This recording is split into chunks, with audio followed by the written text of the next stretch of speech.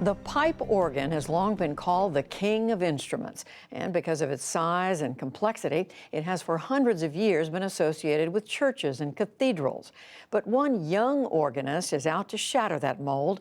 Special correspondent Kat Wise recently went to an organ concert in Los Angeles to learn more. It's part of our ongoing series on arts and culture, Canvas.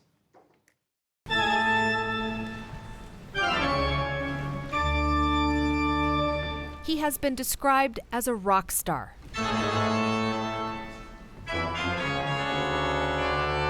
Flamboyant, provocative,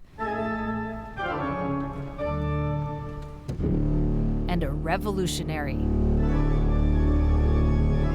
Cameron Carpenter is unlike any organist you have seen or heard. Are you essentially trying to rewrite the rules of organ playing? Well, no, because I'm not invested in the rules of organ playing. I've never really been an organ music fan. I've been a fan of the instrument and of playing it.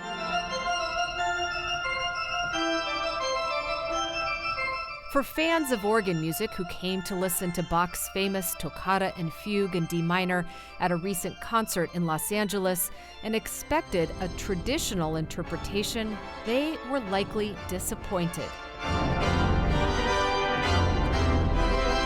But for 38-year-old Carpenter, bucking tradition is often the goal. I'm not sure that when I play that I'm necessarily playing in the way the composer intended. And that has never really bothered me.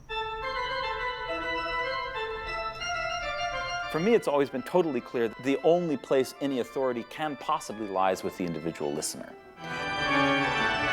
We caught up with Carpenter as he was practicing for that night's performance on a stunning 6,000 pipe organ that also bucks tradition, designed in part by architect Frank Gehry, which looms over the stage of the Walt Disney Concert Hall.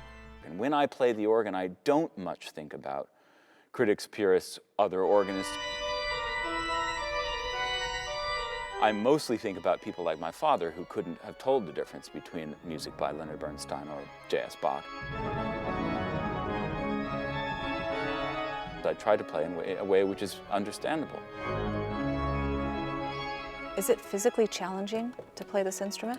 Yes, the organ is a complicated instrument which contains the entire spectrum of hearing, from the threshold of audibility, like that, to extreme power, and everything in between, which is really much more important since the extremes aren't all that frequently used. Carpenter grew up near Meadville, Pennsylvania. He was homeschooled, studied dance, and earned a master's degree at the Juilliard School in New York. He tends to elicit strong reactions from fans and critics. Some reviewers have praised his superhuman talents. Others have called his interpretations grotesque. He became known for his glittery wardrobe and punkish looks.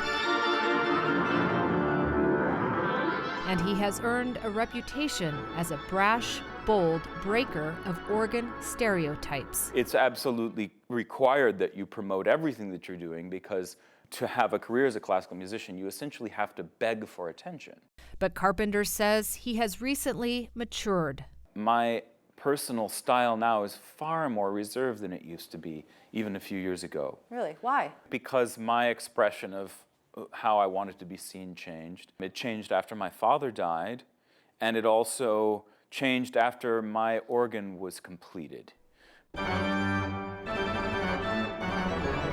The organ he's talking about is a one-of-a-kind instrument that was more than 10 years in the making. The International Touring Organ was custom-made by Marshall and Ogletree in Massachusetts and cost $2 million to build.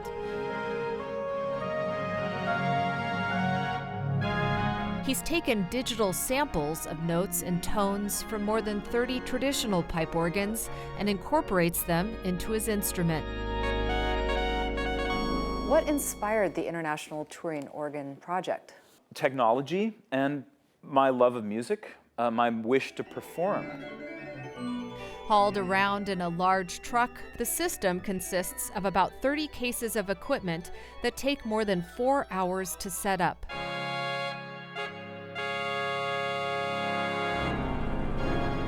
Carpenter explains that in today's competitive arena of commercial music playing, the touring organ is what allows him to pursue a career as a musician. It allows me to play in a great many places that I would never work and that one would never associate with organ playing or music of any kind. So in that sense, it's absolutely groundbreaking. Beyond pulling the organ out of churches or concert halls, Carpenter says traditions of classical music as a whole must be dispelled. Just now, in the early 21st century, classical music is finally trying to make some kind of effort at expanding its audience. This is a field that is fraught with difficulty in terms of expectation, tradition, and historicity and authenticity. And so eyebrows get raised when a classical performer suggests that in fact people come to hear performers, but of course they do. You don't buy a ticket to hear an organ, and you don't really buy a ticket to hear J.S. Bach.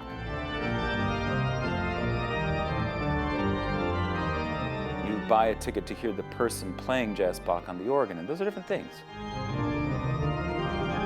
Love him or not, a review of the Los Angeles concert called Carpenter a transformative and convincingly individual musician. He has a new album out and is currently on a worldwide tour.